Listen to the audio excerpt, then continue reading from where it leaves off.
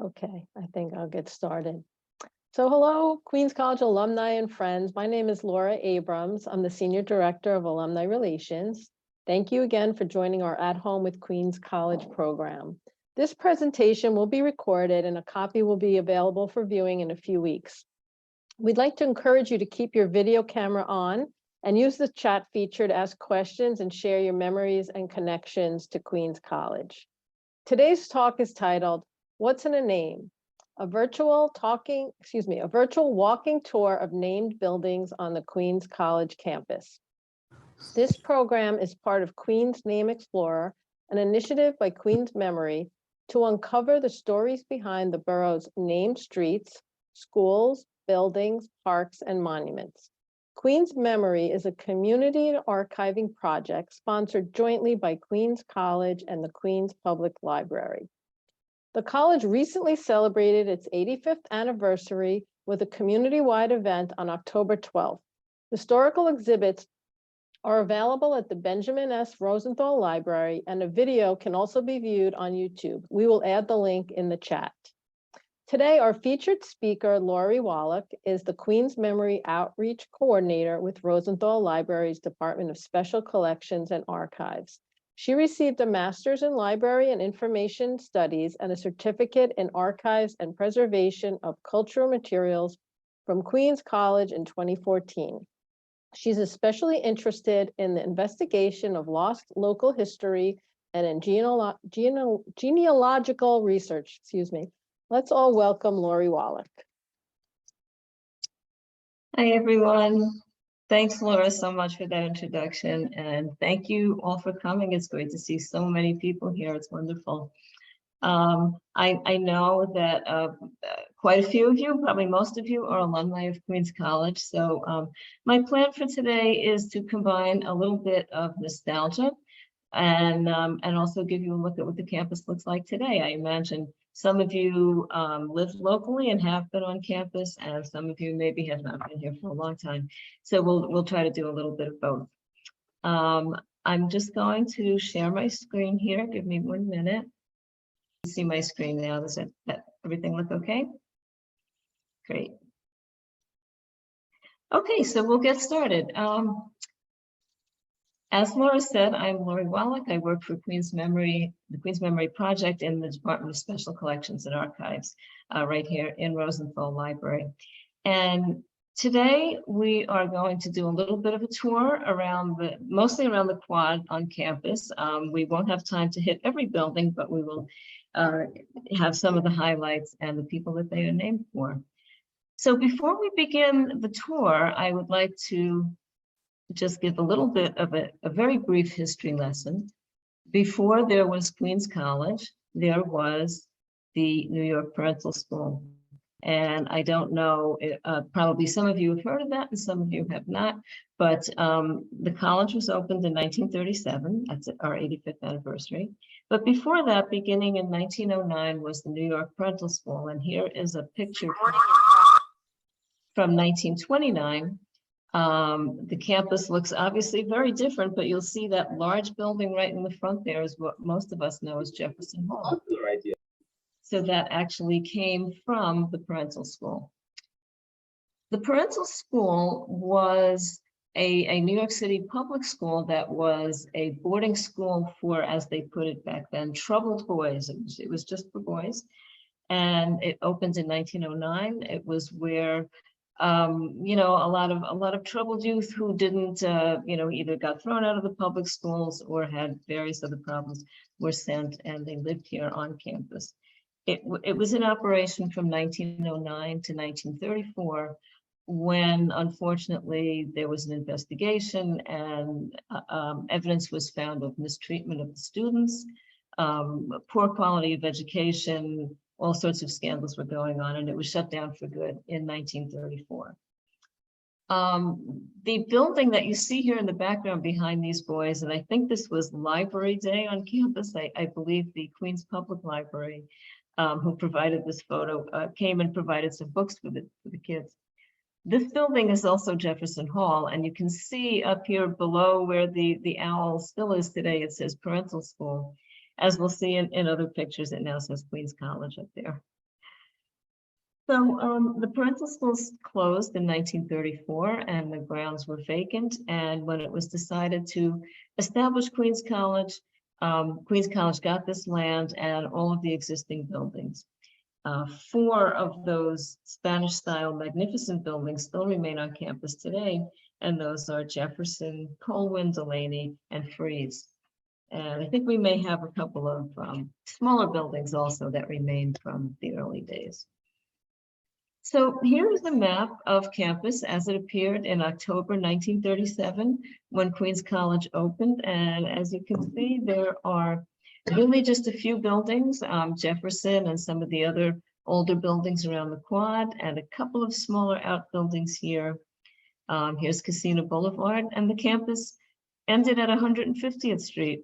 This was what would have been the athletic field, but there really wasn't too many buildings, just a few buildings. And here we have 2022. This is what campus looks like today.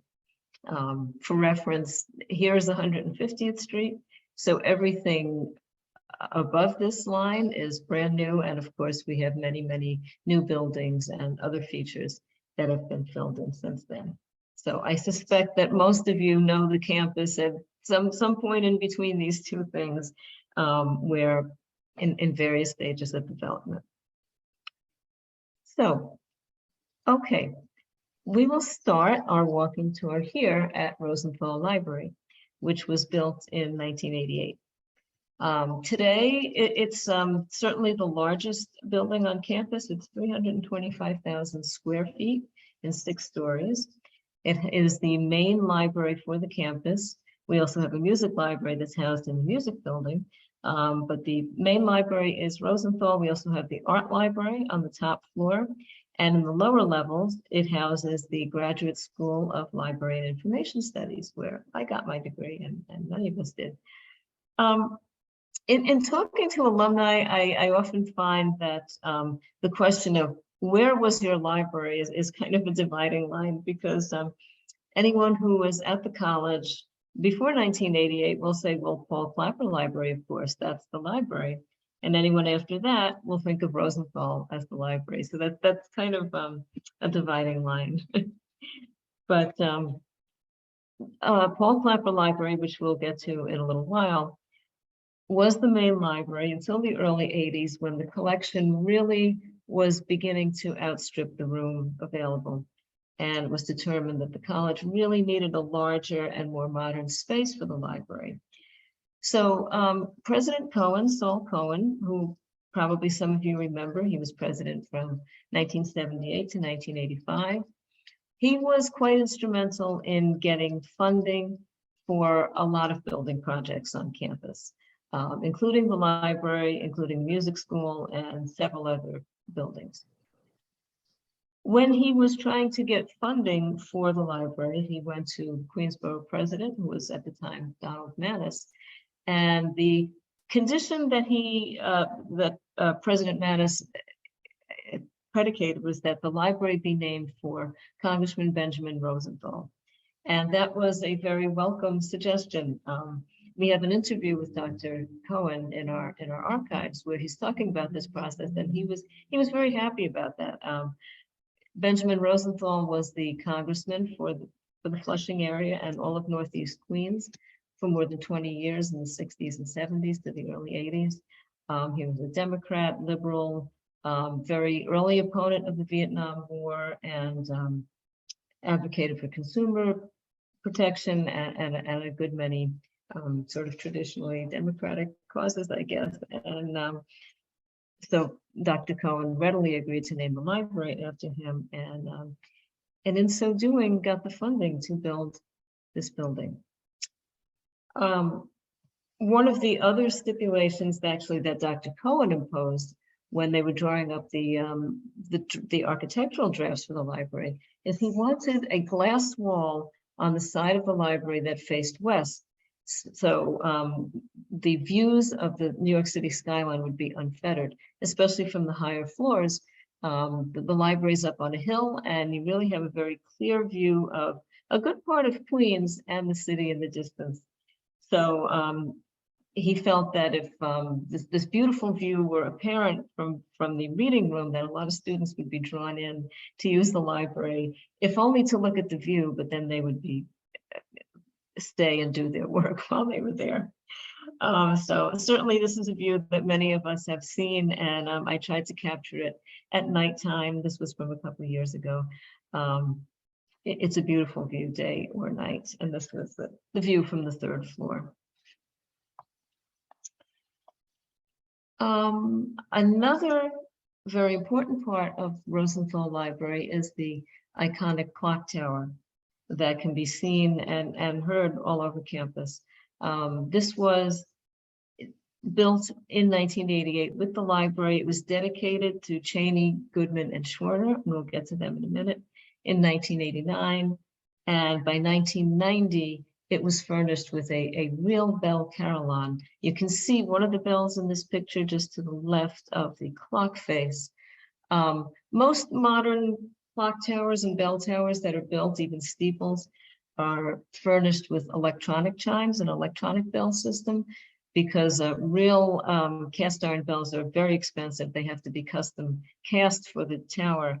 But one of the music professors led the campaign to raise funds to have real bells put in the clock tower. And they were cast in a bell foundry in the Netherlands in 1989 and placed and dedicated in our clock tower in 1990. And they're still there today.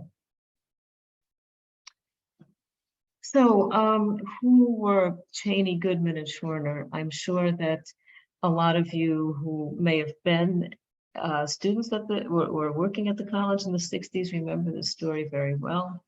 And I'm sure a lot of other people attending have heard the story very many times.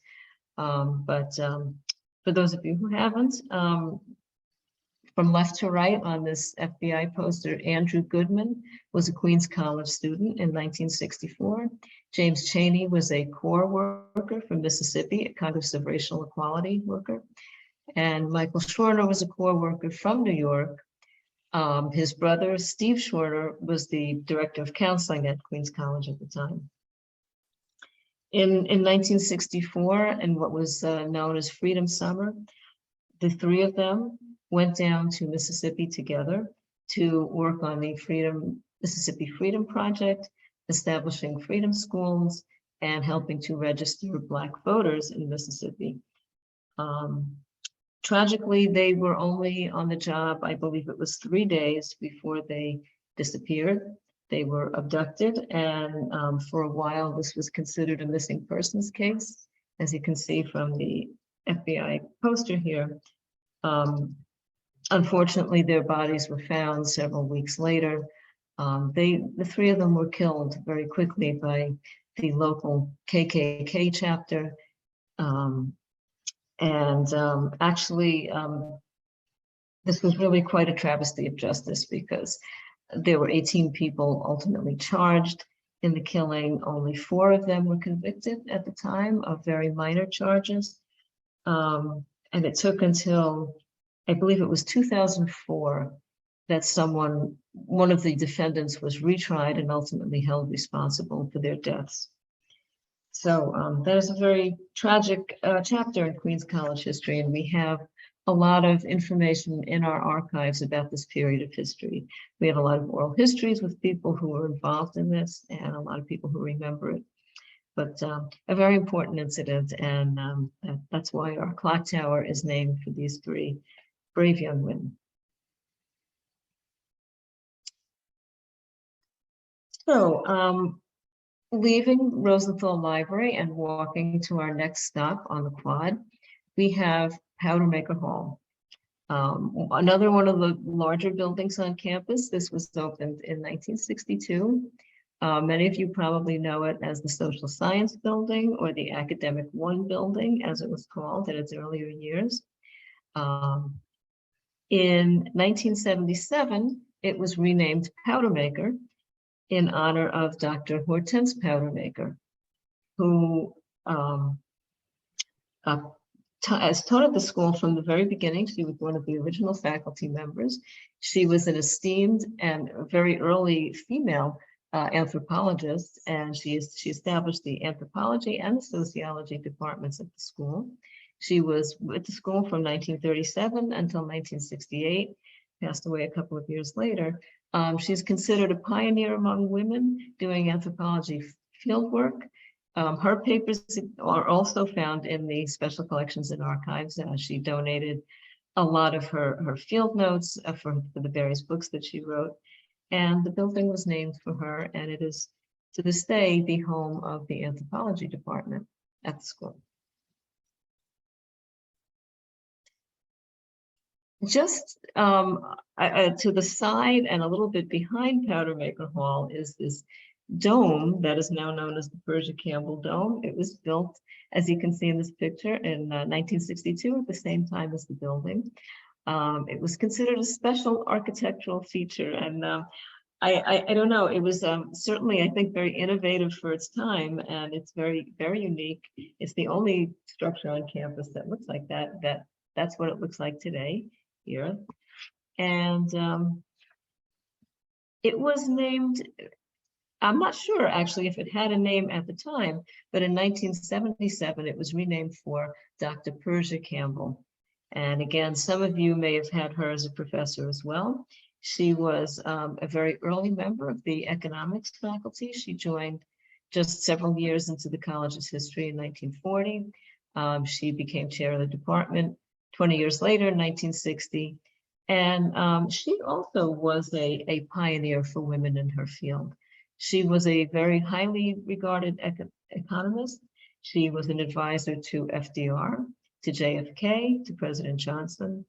And her special focus was consumer protection. She was the expert witness in a lot of court cases on bait advertising and a lot of things that established consumer protection laws that we still have today.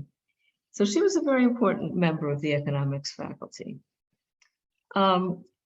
This little building that she has, as I was researching this, it occurred to me that I had never actually went inside this building, and maybe, I'm sure some of you have, but not a lot of people have. So I was working with an intern this summer, Corinne Pierre-Lewis, and I asked her, can you try to get in there and take some nice pictures of what it looks like? And she did. And it's really actually a very nice space. It's used as a lecture space. And it has this really cool kind of vintage look, but it's outfitted with all modern technology. And the college actually has a lot of nice events there, conferences and speaking events. So for those of you like me who have never been inside it, this is what it looks like. Okay, just a few steps down the quad, we come to Clapper Hall, or what many of you, I'm sure, still think of as the Paul Clapper Library. This picture was taken in the late 1950s, just a few years after it opened, and you can see the lettering on the building says Paul Clapper Library. Now it says Clapper Hall, that's been changed, but the Paul Clapper Library was the main library for over 30 years. It's a beautiful building with the Art Deco features, dedicated to Paul Clapper, who was not only the first president of Queens College, but he is thought to be really the guiding force behind the establishment of the college. He was recruited, he was, I believe, Dean of Education at City College for a number of years, and he was recruited to establish the new college out here in the boroughs. He was responsible for hiring every single one of the original faculty who opened the college, and he also hand-selected the first class of students. There were 400 students in that first class, and he went through all the applications and selected the 400 students that he thought would be the best group for the opening of this college. He actually retired from that position in 1952, so he saw the school through its first decade or so, and then retired. And all of his papers are also in our archives. So if you wanted to read more and learn about Dr. Clapper and his career, you can go to the website of the archives and also come visit us in special collections and look through his extensive papers. So now this is Paul Clapper Hall today. The signage has been changed a little bit to read Paul Clapper Hall instead of library, but the building on the outside looks largely the same. It's still a beautiful building. And today it is home to the English department, to the art department. We have a lot of art studios up on the higher floors, and also the Godwin Turnback Art Museum, which is a really nice museum of various artwork, and they have rotating exhibits that it's open to the public, and it's quite a little gem on campus. The building is definitely seeing a lot of good use today in its new incarnation as Clapper Hall. Okay, from Clapper, we're going to take a little side trip up north to the Aaron Copland School of Music. We have the whole music complex up there, and of course, everyone is familiar with the big performance spaces up there, the FRAC and the Colvin Center. But we're going to look at one of the smaller buildings where they actually have classrooms and practice rooms, and a lot of the students are studying and practicing in their music, Rat House Hall. So Rat House was opened in 1960 along with King Hall as part of the Colvin Center complex, which is where most of the music classes take place, or at least at that time took place. I believe they still do. This was named for Dr. Carroll Rathouse, who was a professor of composition, again, almost from the beginning, from 1940 until his death in 1954. So if any of you were in the music program, you may remember Dr. Rathouse, and here's his picture from one of the early years. His story is a very interesting one. He was born in present day, I believe it's Poland, at the time it was Austro-Hungary, and he was a child prodigy in composition. He had his first works performed when he was 7 or 8 years old, and he really achieved quite a lot of success in Europe. He was in Vienna and Berlin and Paris.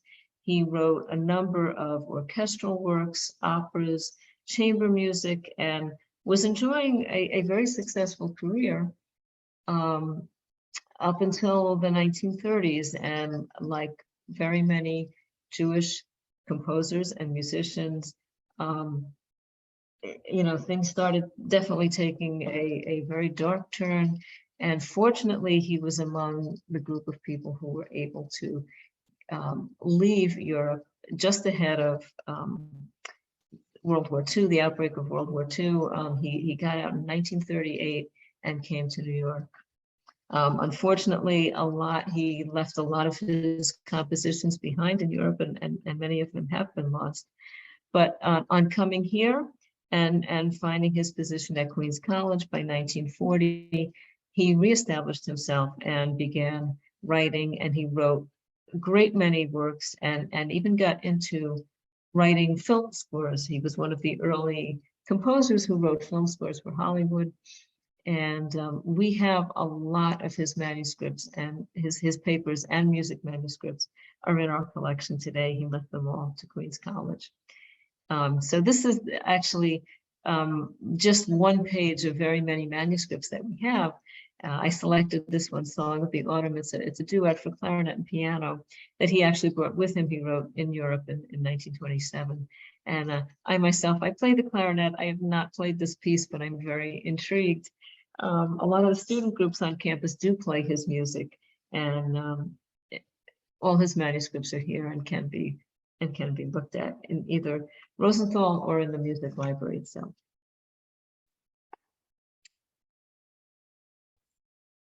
So again, walking around the quad back from the music complex, we have Kiley Hall, which was built and opened in 1968. Many of you probably know it as the Academic 2 building. It is the tallest building on campus by far. I believe it's 12 or 13 stories. When it was built in 1967, it was several of the older buildings had to be demolished to make space for it. It was opened in 1968, and it was named for Dr. Margaret Kiley. She also was at the college from the very beginning. She was the dean of faculty and kind of the second in command to Dr. Clapper when the college opened. Again, another trailblazer for women in higher education. She was one of the very first women to be in higher ed administration and to hold titles such as dean of faculty. She was actually the interim president for a couple of years, from 47 to 49, when Dr. Clapper retired from that position, and she filled in for a couple of years, and then afterwards she was dean of students for quite a long time until she retired.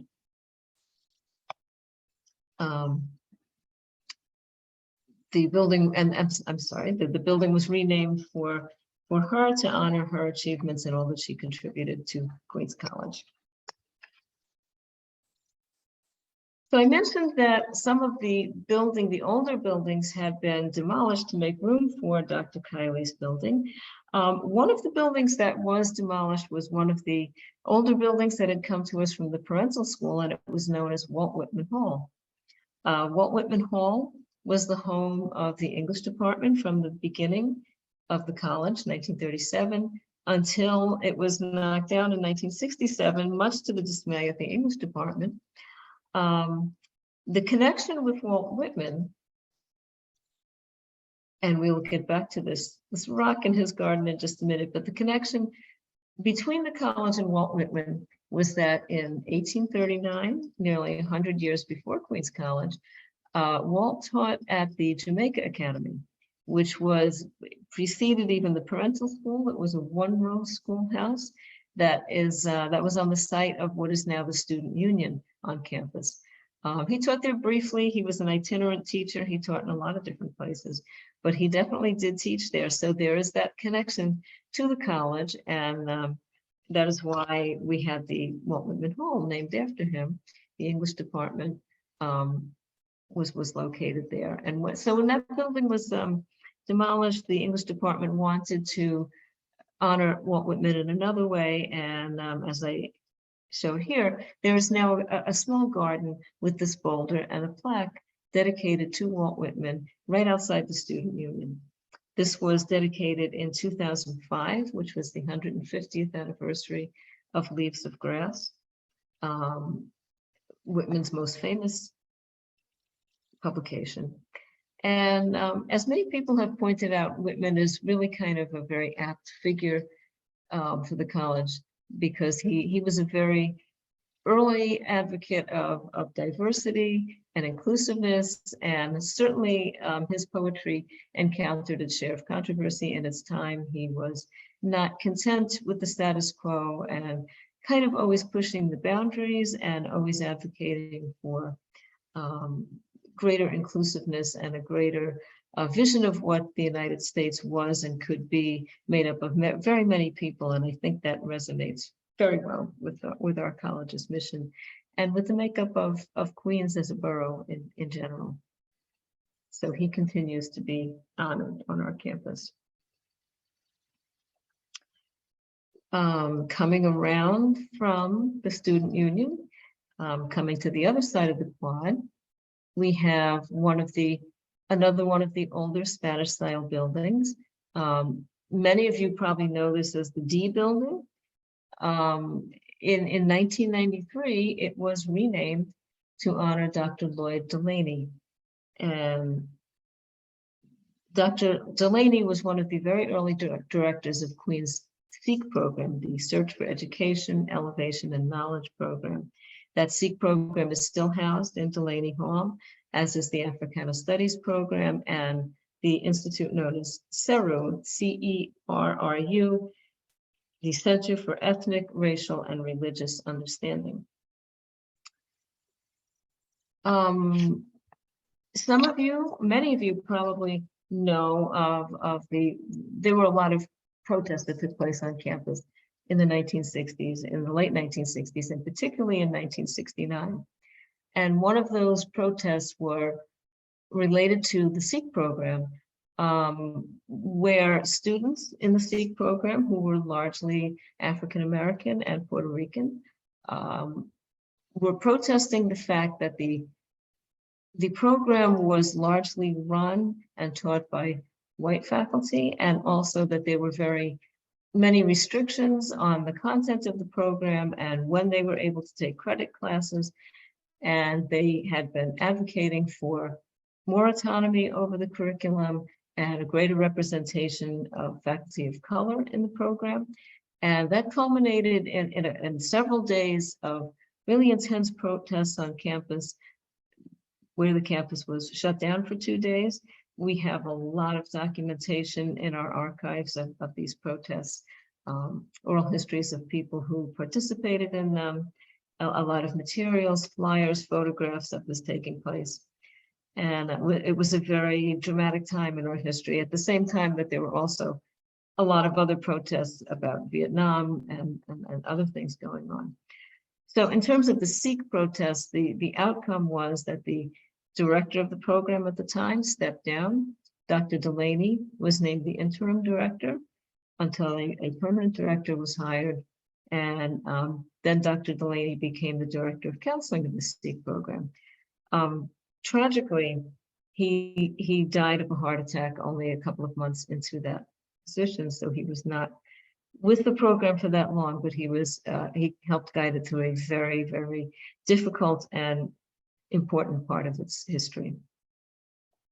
Dr. Delaney, as I know here, was also involved in other civil rights causes, including integration of the Malvern School District on Long Island in the 1960s. So again, that D building was renamed for him in 1993. Just a few footsteps down the quad is one of the newer buildings. This was built in 1970. Many of you probably know it as the new science facility. When I came to campus, it was a lot of people also referred to it as the windowless building. It does. It has no windows. It's a unique structure, but it is the home of the psychology department, and as such, it was renamed in 1994 to honor Dr. Gregory Razran, who again joined in the very early days of Queens College, joined in 1940, and taught in the psychology department for 32 years. He was the chair of the department for a good deal of that time. So if any of you were psychology majors or took some psychology classes, you probably remember Dr. Razran. He was, in his own research, he was considered an authority on Russian psychological research, particularly during the Soviet era. He wrote a number of books on that topic. He was a Guggenheim Fellow in 1948. So very, very esteemed in his field. And sorry, just a little bit of feedback. I hope everyone can hear me, but so he was, very esteemed, and he ran the psychology department for several decades. So when this building was renamed to honor him in 1996, I believe it was. Yeah. Okay. That kind of completes our tour of the quad. But if we can just take a few steps outside the Melbourne Avenue gate on 150th Street, I would like to call your attention to Townsend Harris High School, which this building was built in 1995. So for very many of you, this was not there at the time, but it is currently a New York City public magnet high school, and it has a connection with the college.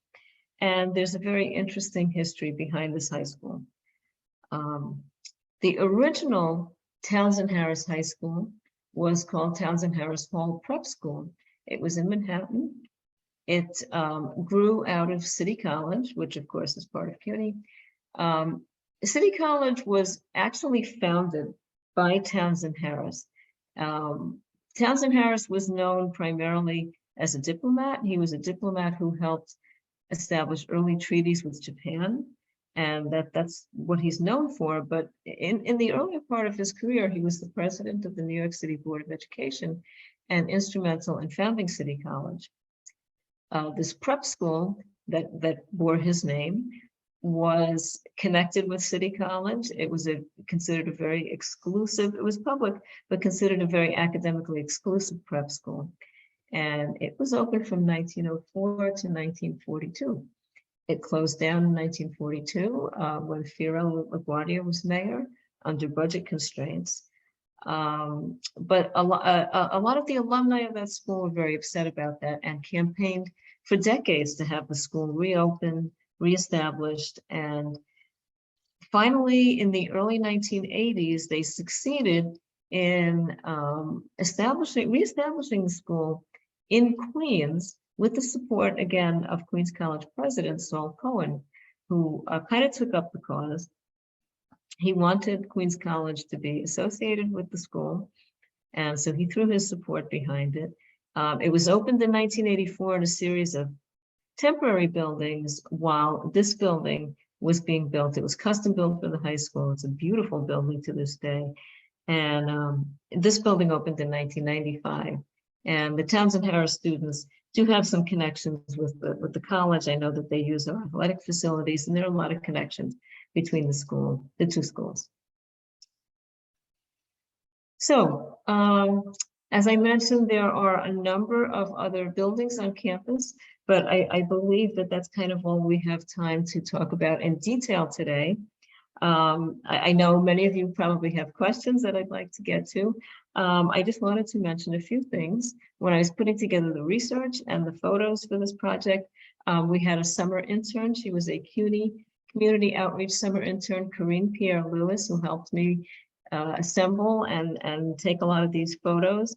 I invited Corinne to join us today, but she is in class right now. So she said hello to everyone, and I just wanted to acknowledge her contributions to the project.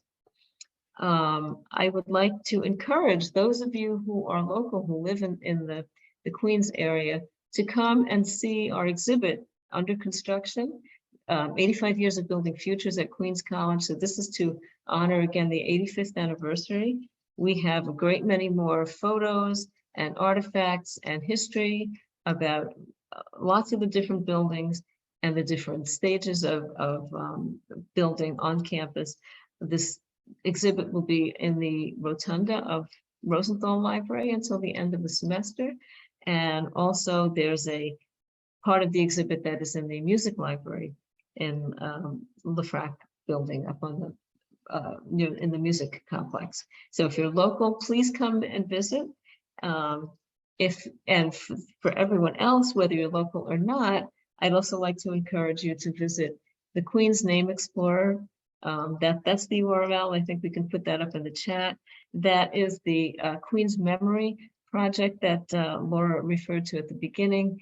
It's an interactive map that we just launched 2 weeks ago, where you can go and see the buildings and the features that we talked about today. Not only those, but all over Queens, buildings, parks, schools named after people all over Queens, the borough of Queens. So you can learn more information about the buildings, about the people that they're named for, and you can also please contribute. It's very much of a crowdsourcing project where we're asking people to submit their pictures and their knowledge about these places. So there's the URL, and you can visit that at your leisure. Thank you so much. This is my email address. If you think of questions that you'd like to ask after the program, feel free to send them to me. I work out of the Department of Special Collections and Archives. I'm there sometimes, I'm virtual sometimes, but if you have anything you'd like to share, please feel free to get in touch with me.